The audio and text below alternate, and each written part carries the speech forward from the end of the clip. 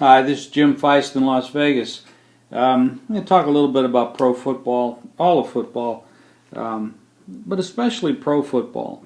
A lot of people look at pros and say it's a very erratic type game, and when the public makes bets, they're usually kind of going with common knowledge. They're taking the obvious play most of the time.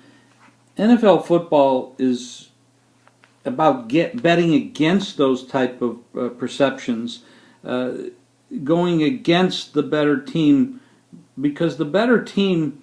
Now, there's some years where the better team and the favorite, they're pretty much always going to be the favorite. The public doesn't win. Only about 3% of the public actually wins. So the sharp guys are taking what's considered to be the worst team, the worst of it. Well, the odds makers usually make the better team so much more favored than they should be. There's value in the dogs. Now, granted, betting on teams like the Jaguars this year has not made you rich. You're going to actually be pretty poor doing that. But you have to be aware. Now we're getting into week 7 and 8 and so on and so forth.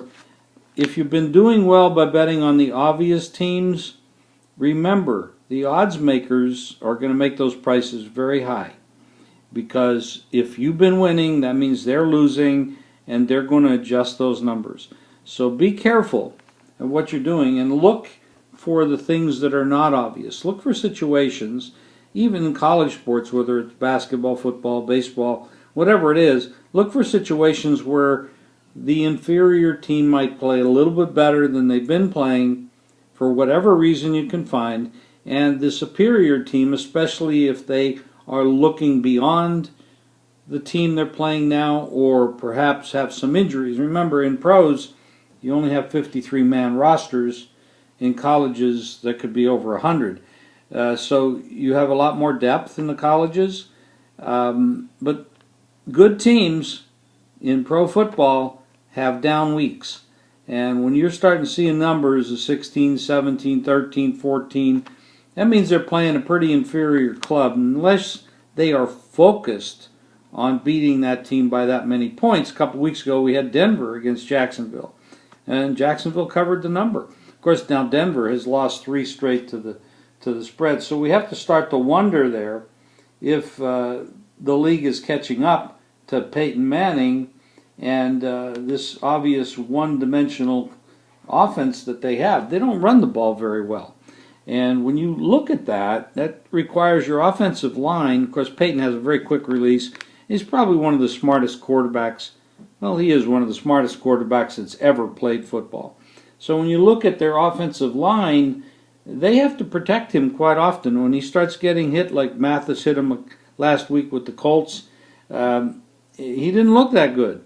And the running game failed miserably. They could not run the football. If that continues, that's a flaw in the Denver arsenal. And you're going to have to take that into consideration when they start laying double digits to teams, or even road favorites, even a touchdown favorite against teams that they're going to start zeroing in. So across the league, you're going to find teams that have strengths and weaknesses that have not yet manifested themselves. And you have to keep your eyes open. This isn't an easy game. This is for me, it's like an 80-hour week, maybe even more.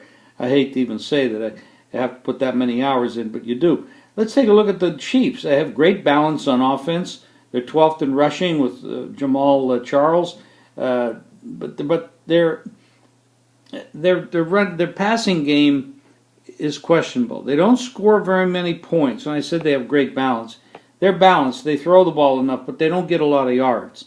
And they're 7-0 on the year. Their defense is tremendous. 35 sacks, 10 more than the next team in the league. They've played an easy schedule. Many of their games have been against teams that ironically have backup quarterbacks. I think the only game that they played a good team that had an actual starting quarterback is when they played Dallas with Romo, who's having, by the way, a very good season. You have to look across the league for situations and holes in teams, and when they're not, like for a couple of weeks ago, the Colts had a big game against Seattle. They traveled west. they played at San Diego, who had just lost to the Raiders. So most of the public is going to say, wow, you got a team here that beat Seattle.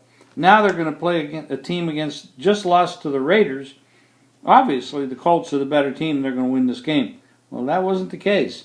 And they got shut down, and San Diego took the money, and I was very happy about that, because what I try to do is look beyond the obvious. Now, I have a big package this weekend. I got 3 plays going. I got a college dog of the year going.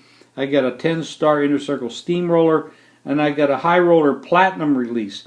That's those 3 games alone are $650 value. All 3 are just $29 when you call 1-866-841-1655. Now, I have a free play this week. The Jets are playing the Bengals. This is a non-division game. Now, the Jets are coming off a big game against the Patriots, and that was a game that Rex Ryan and company did a hell of a job. We all know the Jets are very strong on the offensive and defensive line. They're a little bit questionable at quarterback. Geno Smith has had a couple good games, a couple bad games. Bengals are the better football team. They run the ball better. Not kind of marginally better, but they throw the ball better. They have more consistency at quarterback. They got better wide receivers. They're a more solid football team, but they're very inconsistent. And they're coming off a couple road games. They generally don't do all that well as expected. I think it's a flaw in their coaching staff. They don't get these guys prepared. They're not disciplined enough. But in this particular spot, I think they have a tremendous advantage over the Jets, which is why they're a 6.5-point favorite. It's hard to lay points with the Bengals because they are inconsistent and they don't cover that much when they're any size favorite like this. But what I do like, because I think the Jets are going to have a little bit of a letdown on the defensive side of the ball, which is their strength. They had a tough game last week against Patriots. Big division win. This is a letdown game more for the Jets than it is for the Bengals. I look for this game to go over the total, and some of the statistics actually show that that will happen. So I'm going to bet the Jets and Bengals over the total. That is your free play for this video, and don't forget, call 1-866-841-1655. 3 big games going: the College Dog of the Year, the Inner Circle Steamroller, and the High Roller Platinum Release. That $650 value is yours for $29. Just call 1-866-841-1655. See you next week.